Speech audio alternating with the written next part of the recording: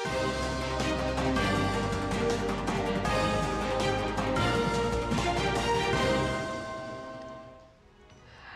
DD news के इस खास बुलेटिन में आप सभी का स्वागत है। मैं हूं आंचल गुलाटी गुंबर और आगे बढ़ने से पहले एक नजर सुर्खियों की तरफ। लोकसभा चुनाव के तीसरे चरण में लगभग 64.4% मतदान दर्ज। सबसे अधिक असम में हुई वोटिंग। बंगाल और गोवा में भी 75% से ज्यादा मतदान।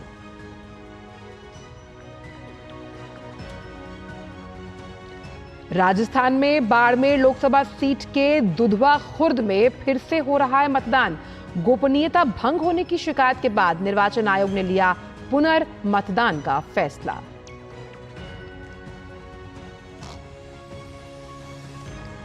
अगले 4 चरण के चुनाव प्रचार में नेताओं ने लगाया पूरा दम। प्रधानमंत्री तेलंगाना और आंध्र प्रदेश में करेंगे धुआंधार प्रचार। अमित शाह महाराष्ट्र और यूपी में संभालेंगे कमान, तो वहीं हैदराबाद में प्रियंका गांधी और यूपी में अखिलेश यादव समेत बाकी दल के नेता भी लगाएंगे पूरा जोर।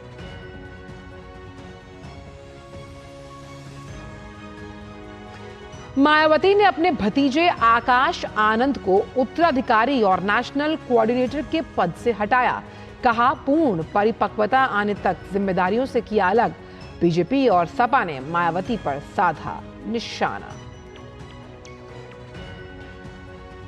दिल्ली हाईकोर्ट में आज मनीष सिसोदिया की जमानत याचिका पर ईडी सीबीआई को देना है जवाब। सिसोदिया ने निचली अदालत के फैसले को दी चुनौती।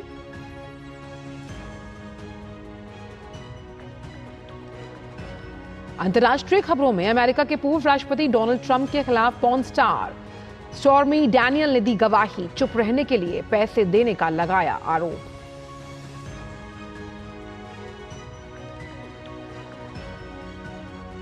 खेल की खबरों में पेरिस में होने वाले ओलंपिक से पहले फ्रांस में आज पहली बार करेगी प्रवेश ओलंपिक मशाल। मार्सेल शहर में मशाल के स्वागत में ड्रोन शो का आयोजन। स्वागत समारोह में फ्रांस के राष्ट्रपति भी करेंगे शिरकत। और खबरों में सबसे पहले बात करते हैं 24 की चुनौती से जुड़ी हुई।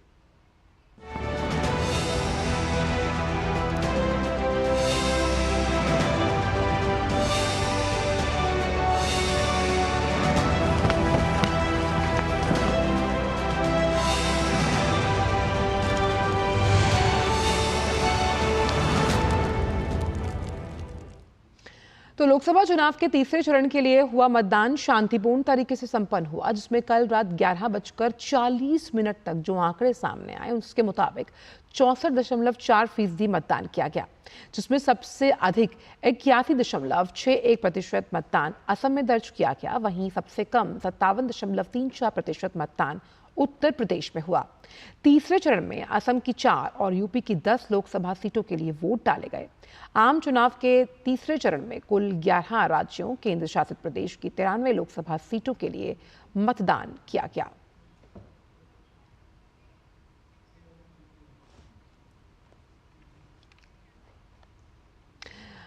बात राजस्थान के बाड़मेर लोकसभा क्षेत्र की, जहां दुधवा खुर्द मतदान केंद्र पर पुनर्मतदान जारी है। आज सुबह 7 बजे से वोटिंग शुरू हुई। बाड़मेर में 26 अप्रैल को दूसरे चरण में वोटिंग हुई थी, लेकिन इसके पोलिंग बूथ नंबर 50 पर मत की गोपनीयता भंग होने की शिकायत मिली, जिसके बाद निर्वाचन आयोग को यहां से दोबारा मतदान का प्रस्ताव भेजा गया था, जिस पर आयोग ने आज की तारीख में यहां पुनर्मतदान का फैसला लिया। बाड़मेर में बीजेपी उम्मीदवार कैलाश चौधरी का मुकाबला कांग्रेस के उम्मेदराम बेनीवाल और निर्दलीय रविंद्र सिंह भाटी से है।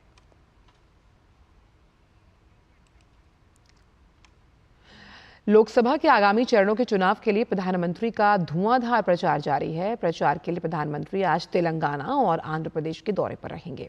प्रधानमंत्री आज दोनों राज्यों में कुल 3 जनसभाएं और एक रोड शो करेंगे। सबसे पहले प्रधानमंत्री तेलंगाना पहुंचेंगे।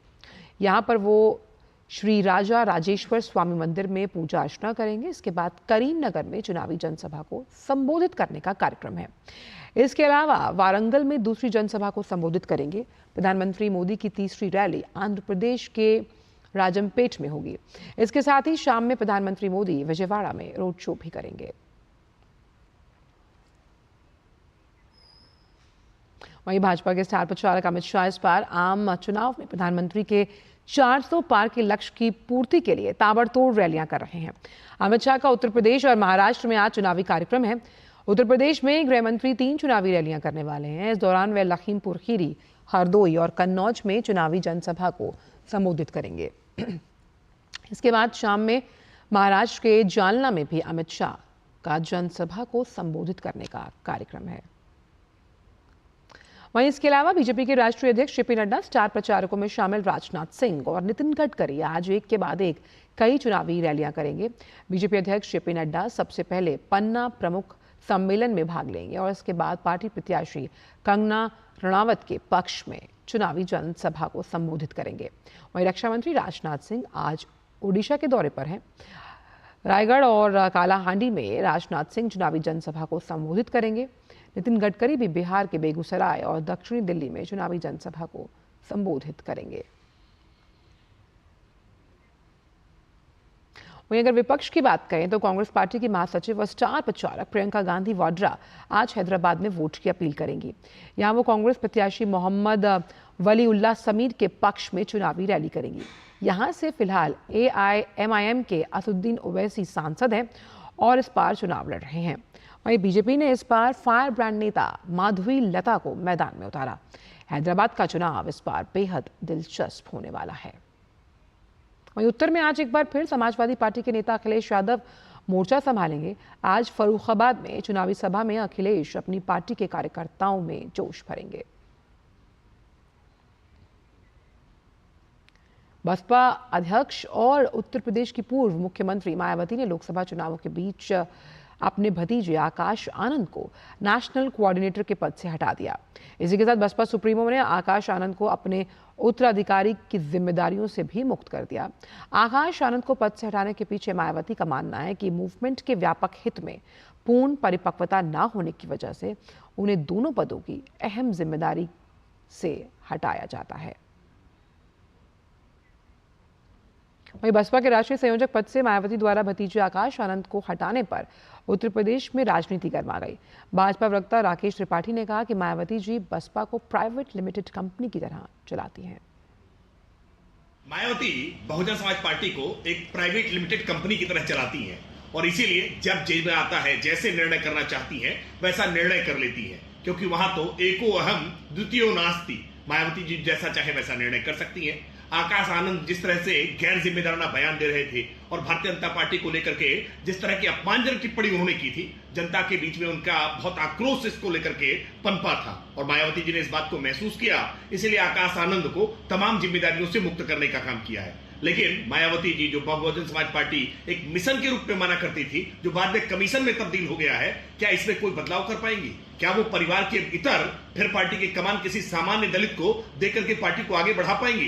ये आने वाले समय में जरूर देखा जाएगा कि मायावती जी के परिवारवाद के मोह से मुक्त हो पाएंगी।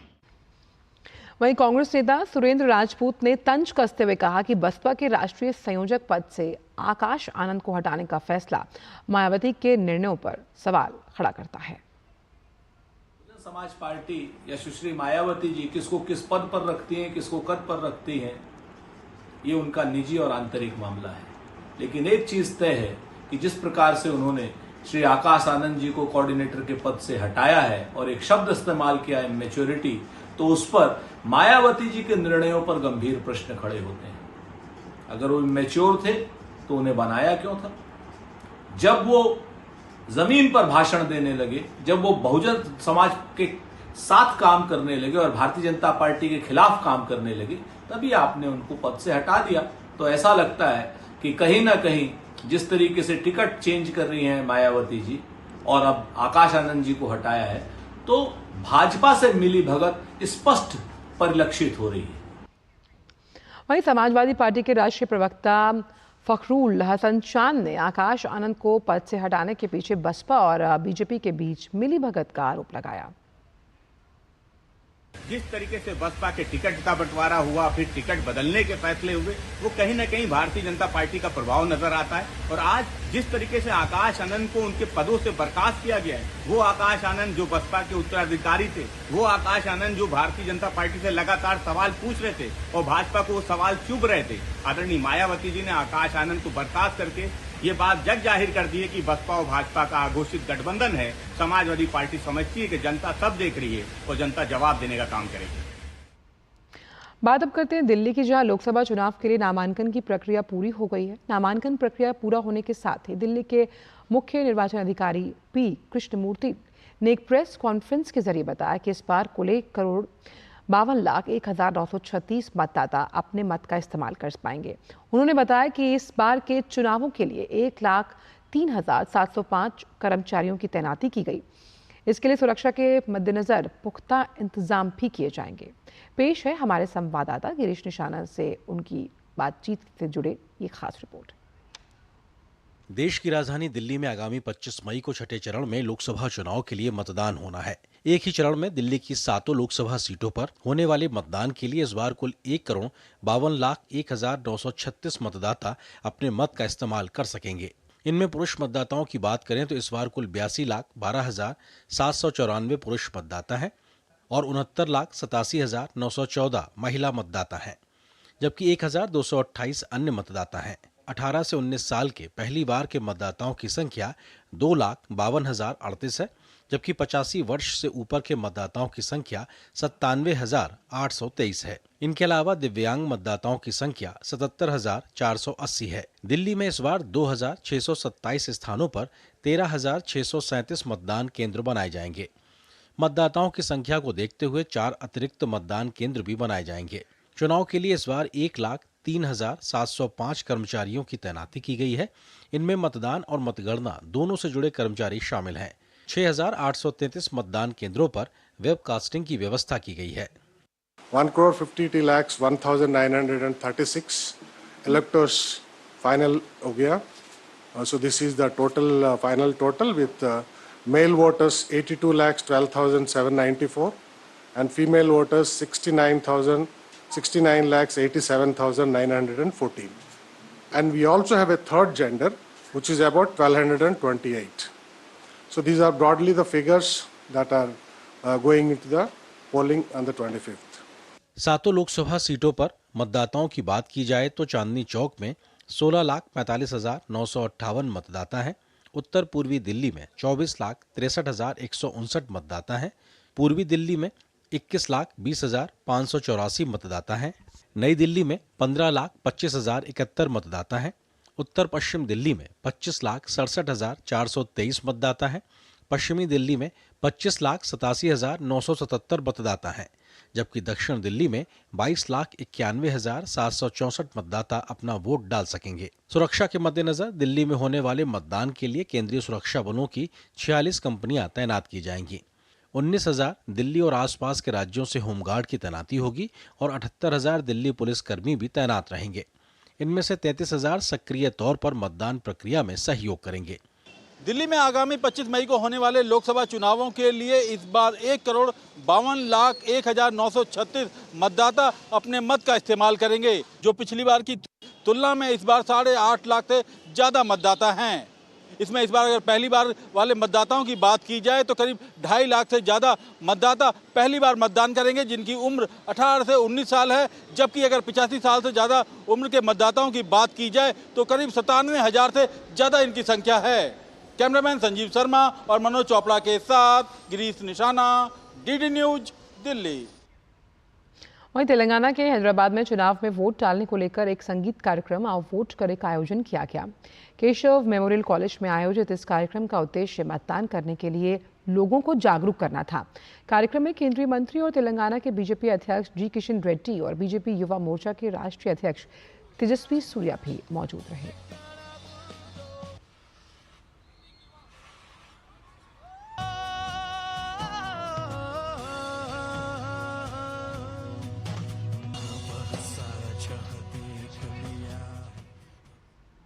और 24 की चुनौती में फिलहाल इतना ही।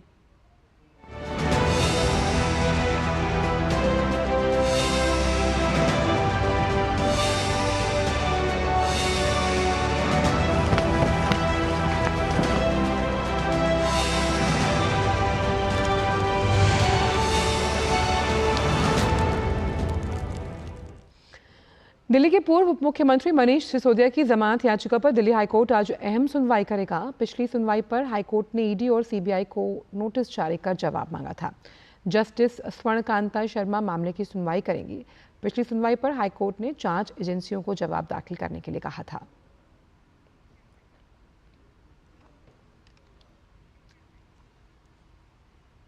रांची में कैश रिकवरी मामले में ईडी की छापेमारी जारी है। ईडी 5 नई जगहों पर छापेमारी कर रही है। आपको बता दें कि झारखंड के ग्रामीण विकास मंत्री आलमगीर आलम के पीएस संजीव लाल और उनके घरेलू सहायक जहांगीर आलम के ठिकानों पर छापेमारी के बाद ईडी की टीम ने रांची में अभी तक आधा दर्जन से अधिक ठिकानों पर छापेमारी की। ईडी ने छापेमारी में ठेकेदार राजीव के पास से करीबन 1.5 करोड़ से ज्यादा बरामद किया है और कई उनके ठिकानों पर छापेमारी की गई। सोमवार को मंत्री के सचिव के सहायक के घर से करोड़ों रुपए का कैश बरामद हुआ था।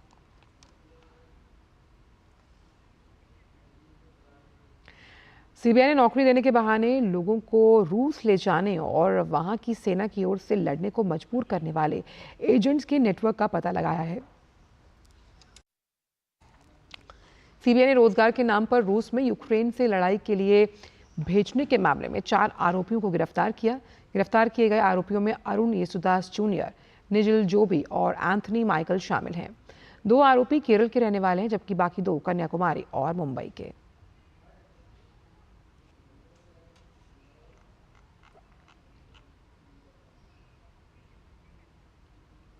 अरुणाचल प्रदेश में आज सुबह भूकंप के झटके महसूस किए गए, जिसकी तीव्रता 3.1 रही। राष्ट्रीय भूकंप विज्ञान केंद्र ने जानकारी साझा की है। भूकंप करीब 4:55 पर लोअर सुबनसिरी जिले में महसूस किया गया। सभी अपने घरों में सो रहे थे। अचानक धरती के कांपने से लोगों की नींद टूटी। डरे और सहमे लोग बाहर निकल आए और कुछ घर में ही सेफ जगह उठकर बैठ गए। हालांकि अभी भी किसी के जान माल के नुकसान की कोई जानकारी सामने नहीं आई है। उत्तर प्रदेश के मथुरा के राया क्षेत्र में आग लगने से 30 दुकानें जलकर खाक हो गई। देर रात लगी इस आग का कारण अस्थायी तरीके से बनी 30 जो दुकानें थी वो जलकर खाक हुई हैं। इस घटना में फिलहाल किसी के भी हताहत होने की कोई सूचना नहीं मिली है। वहीं आग लगने की सूचना पर दमकल विभाग की गाड़ियां मदद के लिए पहुंच गईं और आग को बुझा लिया गया है। भारत में चल रहे राजनयिक विवादों के बीच मालदीव के विदेश मंत्री मूसा जमीर भारत दौरा करने वाले हैं। मालदीव के विदेश मंत्री मूसा जमीर 9 मई को भारत के 1 दिन के दौरे पर नई दिल्ली पहुंचेंगे। अपनी यात्रा के दौरान मूसा जमीर विदेश मंत्री डॉक्टर एस जयशंकर से मुलाकात करेंगे। आपसी हित के द्विपक्षीय और क्षेत्रीय मुद्दों पर चर्चा भी होगी। विदेश मंत्रालय की ओर से जारी प्रेस रिलीज में कहा गया कि मालदीव हिंद महासागर क्षेत्र में भारत का प्रमुख समुद्री पड़ोसी है और विदेश मंत्री जमीर की यात्रा से दोनों देशों के बीच द्विपक्षीय सहयोग और गति मिलने की उम्मीद जताई जा रही है। भारत ने अब तक मालदीव में अपने 51 सैनिकों को वापस बुला लिया। मालदीव के राष्ट्रपति कार्यालय की प्रमुख प्रवक्ता हीना वलीद ने मामले से जुड़े सवाल का जवाब देते हुए बताया कि अब तक 51 भारतीयों जो सैनिक हैं उन्हें देश छोड़ दिया गया है। उन्होंने कहा कि सभी भारतीय सैनिकों को 10 मई तक मालदीव से बुला लिया जाएगा। हालांकि उन्होंने इस सवाल का जवाब देने से इनकार कर दिया कि अभी कितने भारतीय सैनिक मालदीव में हैं। रुख अंतर्राष्ट्रीय खबरों का। अमेरिका के पूर्व राष्ट्रपति डोनाल्ड ट्रंप के खिलाफ पॉर्न स्टार स्टॉर्मी डैनियल ने अदालत में दोनों के बीच यौन संबंधों और चुप रहने के बदले धन देने के मामले में गवाही दी। गवाही के दौरान पॉर्न स्टार डैनियल ने 2006 में गोल्फ टूर्नामेंट के दौरान हुई उनकी पहली मुलाकात के बारे में जानकारी दी। ट्रंप पर 2016 के राष्ट्रपति चुनाव के दौरान यौन संबंधों को लेकर चुप रहने के लिए डैनियल को $1.30 लाख देने का आरोप है। हालांकि ट्रंप ने डैनियल के साथ यौन संबंध बनाने से इनकार किया और खुद को निर्दोष बताया। इस मामले में आदेशों का उल्लंघन करने पर अदालत अब तक पूर्व राष्ट्रपति पर $10,000 का जुर्माना लगा चुकी है। इसके साथ ही कोर्ट के आदेशों के दोबारा उल्लंघन करने पर जेल भेजने की चेतावनी भी दी गई है। 45 वर्षीय पॉर्न स्टार स्टॉर्मी डैनियल का वास्तविक नाम स्टेफनी क्लिफोर्ड है। उनकी गवाही के दौरान अभियोजकों के सवाल पर ज्यूरी को बताया गया कि वर्तमान पत्नी मिलानिया से शादीशुदा होने के दौरान उनके बीच अंतरंग संबंध बने। गवाही के दौरान बहुत ज्यादा परेशान नजर आई डोनाल्ड ट्रंप। हमास के अधिकारी ओसामा हमदान ने चेतावनी दी कि अगर रफा में इजराइल का सैन्य हमला जारी रहता है तो संघर्ष विराम पर कोई समझौता नहीं होगा। बेरूत में प्रेस कॉन्फ्रेंस के दौरान हमदान ने यह बयान दिया। इस वक्त हमास का एक प्रतिनिधिमंडल संघर्ष विराम पर बातचीत के लिए दोहा से काहिरा पहुंचा। हमदान ने कहा कि अब गेंद नेतन्याहू के पाले में है और संघर्ष विराम का नया प्रस्ताव जिस पर हमास ने सहमति जताई हमारे लोगों की मांग की ओर इशारा करता है। साथ ही उन्होंने कहा कि रफा सीमा हमारे लिए हमेशा से मिस्र फिलिस्तीन के बीच की सीमा रहेगी। इजराइल प्रधानमंत्री नेतन्याहू ने कहा कि रफा सीमा के गाजा क्षेत्र पर सेना का नियंत्रण हमास की सैन्य और आर्थिक क्षमताओं को खत्म करने की दिशा में एक महत्वपूर्ण कदम है। नेतन्याहू ने कहा कि इस्लामी फिलिस्तीनी समूह हमास का संघर्ष विराम करने का नया प्रस्ताव इजराइल की आवश्यक मांगों से काफी कम है। साथ ही उन्होंने कहा कि गाजा से बंधकों की रिहाई सुनिश्चित करने के लिए सैन्य दबाव आवश्यक है। इजराइल के रक्षा मंत्री योव गैलेंट ने कहा कि अगर हमास ने समझौते के तहत हमारे बंधकों को रिहा नहीं किया तो इजराइल रफा में और अधिक भयानक हमले करेगा। गौरतलब है कि एक दिन पहले हमास के शांति समझौते के प्रस्ताव को स्वीकार कर लिया गया। हालांकि इजराइल ने इस प्रस्ताव को ठुकरा दिया। रक्षा मंत्री गैलेंट ने कल रफा का दौरा किया। उन्होंने अपने सैनिकों से मुलाकात भी की। अमेरिका में पुलिस के कई विश्वविद्यालयों में घुसकर धरना हटवाने की खबर सामने आई, लेकिन फिलिस्तीन समर्थकों का आंदोलन खत्म होने का नाम नहीं ले रहा। पुलिस ने मैसाचुसेट्स इंस्टीट्यूट ऑफ टेक्नोलॉजी में धरना दे रहे प्रदर्शनकारियों को हटाया है, लेकिन प्रदर्शनकारियों ने फिर MIT में बने शिविर पर कब्जा कर लिया।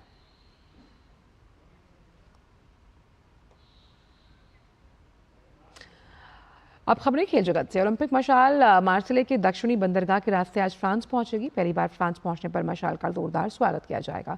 इस मौके पर फ्रांस के राष्ट्रपति मैक्रों भी मौजूद रहेंगे। वहीं ओलंपिक मशाल के स्वागत समारोह में लगभग 1.5 लाख लोगों के शामिल होने की उम्मीद है। इससे पहले मशाल के फ्रांस पहुंचने से पहले मंगलवार को ड्रोन शो और आतिशबाजी के साथ स्वागत किया गया। लगभग 800 से अधिक ड्रोन्स ने भू मध्य सागरीय शहर के VX पोर्ट पर अलग अलग आकृतियां बनाकर मशाल का स्वागत किया।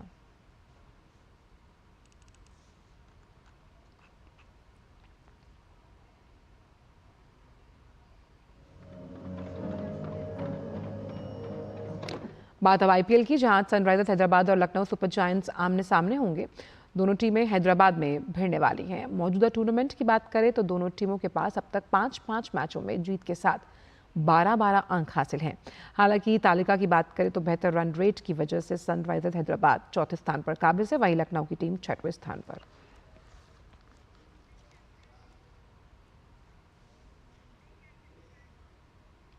और फिलहाल समाचारों में इतना ही। आगे आप देख सकते हैं हमारी खास पेशकश नया सवेरा। दीजिए इजाजत, नमस्कार।